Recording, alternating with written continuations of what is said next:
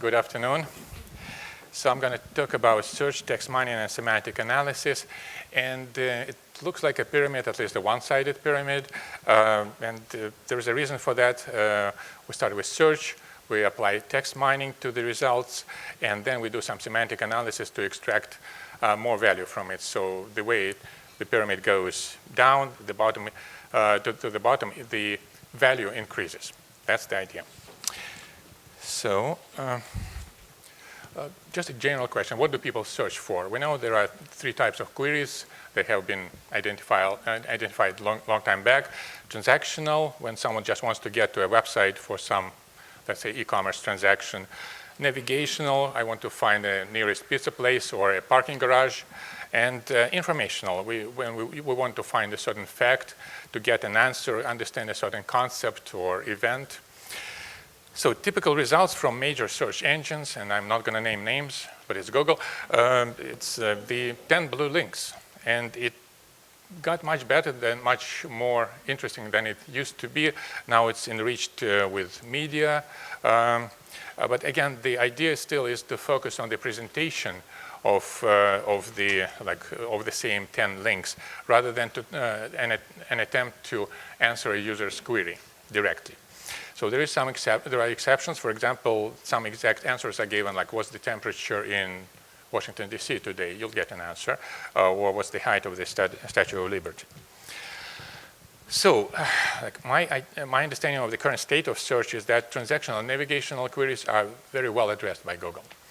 However, informational queries are not addressed, and the user is still expected to do the hard work of reading individual sources to satisfy the interest that actually led him to type the query in.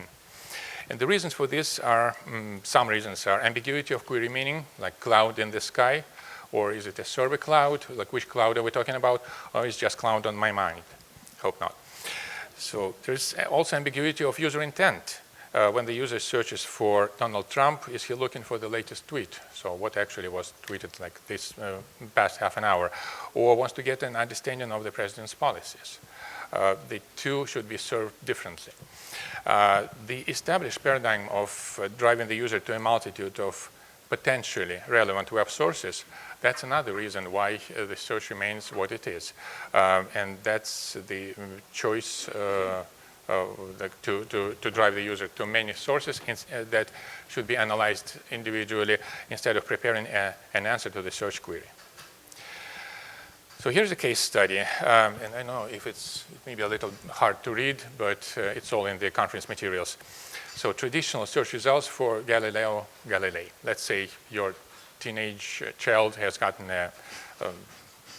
work from school to actually come back with some analysis, write a paper on Galileo. So you get I pasted 7 links here. Only 2 facts are noted on this page from the abstracts that Google may have put with the links. All sites presented here look like they may have some detailed information, but which one is better? And actually, if you start browsing, and like we did when we were coming up with this example, 6 sites actually do have detailed information. So the user would have to actually click a lot and read through individual pages in order to get an idea of who was Galileo. Now, your teenage child may say, like, is that all I can get? Do you really want me to read all of these pages? Can you just give me a summary, Spark Notes, right? And I wanted to paste a picture of a teenager, but then I thought that grown-ups are similar in this respect. Like, you want to get to the answer quickly, right, without doing extra work.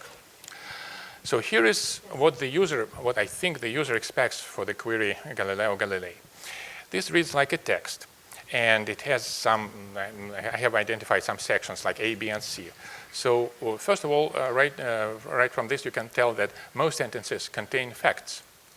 And the summary attempts to lay out the topics in the topic of Galileo in a coherent way. Section A introduces Galilei on a high level. Section B brings some biographical data, like he was born in Pisa in 1564. Section C continues and brings additional details about his achievements. and his subsequent biography. So from this one page, the user has already received the wealth of information without the need to drill into individual sources. However, the sources are referenced here. So if you spot a particular one that that looks like it's given you some good information, you can click and actually drill down, but you don't have to drill into 10 sources. So here's our approach. We prepare a multi-document summary on the topic of the query. So we use text analytics to understand the web page's content. Basically, those top 10 links from Google, we look at them. We parse them, parse each of the sources that are relevant to the query. We extract key concepts from the sources using text analytics. We analyze commonality between various sources, and there are always outliers which we drop. And after that, we present a textual summary on the topic of the query as the main result of the search. So the summary itself is the result. We obviously provide references from sentences to the underlying sources, so the user can drill down further into a particular source that sparks his interest. And this is a patented approach that we use in SenseBot. So what is SenseBot? It's a new type of search engine that delivers a summary in response to your search query instead of a collection of links to web pages. And basically, I have already explained of like what the approach is. What are the advantages of the approach? Why are we doing this? Well, first of all, the time required for the user to satisfy his search interest can be significantly reduced. Second, the user can actually continue, and I will show it further, can continue to modify the set of sources to fine-tune the focus of the query. And the regenerated summary, and we do regenerate it on the fly, will have even higher relevance to the query. So this is how it looks, and I hope I will have a minute to show a live demo after that. Looks pretty simple. There's like a text box for the query, and let's say we're in Washington, D.C., so I'm searching for Washington Mall. And I come here rarely, so maybe I'm doing something wrong, but hear me out. So I search for Washington Mall. I get a cloud of key concepts on top over there, and they are extracted by our engine from the sources. And there is a text summary. And I'm reading through it, okay. So far, so good. And then in the end, what? Washington Mall is a mostly defunct enclosed shopping mall located. Come on, like I didn't know that. So I always thought that Washington Mall is the mall. Not at all. It's the National Mall there. So what am I doing? So I'm clicking on this Modify Results button, and I see there is a Washington Mall, Wikipedia. I want to remove this source. So I uncheck the box and I refresh the results. And here's the refreshed summary. And actually, this one actually talks about the National Mall, and it doesn't give me some redundant information. Another thing is I want to actually focus on something. I spotted that there was a Smithsonian in the cloud of key concepts. So I click on it, and now the summary is regenerated on the fly, and I actually get like another summary, and I have circled some like instances where Smithsonian institutions, Smithsonian National Museum is mentioned. So hopefully this is actually satisfactory for me as a user. And what I can do, I can click on the Save button and save it as a file, print it out, present it as my hard work and analyzing the whatever. Just getting back to that teenager example. So this is another example, more like research-like. I'm not going to go through this now because it's hard to read, but it's just another example of generating a summary, focusing on a certain concept, and then saving it as a result.